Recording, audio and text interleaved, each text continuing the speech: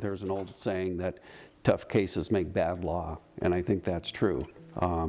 Even though the application of the law to a particular fact pattern may dictate a certain outcome, I think justices have a job to think about what, and a duty to think about how that's going to impact people in the future. I'm running for the Montana Supreme Court because I think after 39 years of practice, I can bring that experience to the court to help with their decision making, primarily in the area of domestic relations law, where I've focused my practice for the last 20 to 25 years.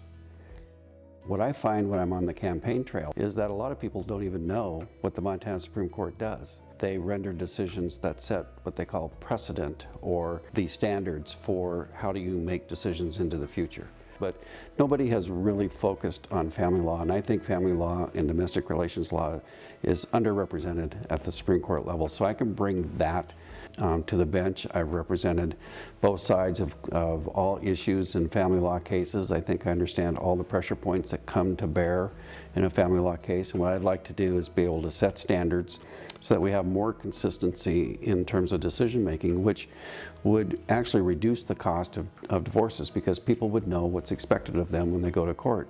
I've had a wide variety of experiences in the practice of law in the state of Montana, and I think that sets me apart from the other candidates. If people compare the other candidates, they'll see that they don't maybe have the breadth of experience that I have.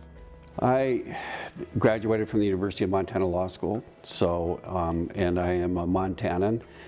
Grew up here, and my family homesteaded in eastern Montana, so I understand Montana values.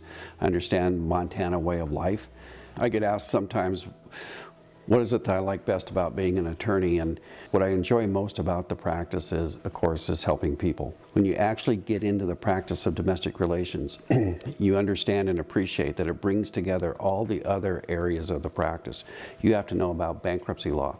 You have to know about banking. You have to know about contracts. You have to know about taxes. I mean, you have to know all of these other areas and bring them to focus on how you're going to implement and divide up a marital estate, how you're going to do that, and do it in a way that ends up being fair and equitable. And then you add on top of that the emotional overlay of people, generally good people in a bad situation, who may not be acting their best at that moment in time, and you have to deal with those issues.